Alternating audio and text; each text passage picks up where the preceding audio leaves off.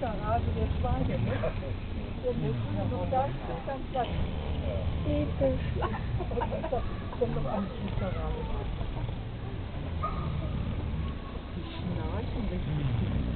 Läuft noch.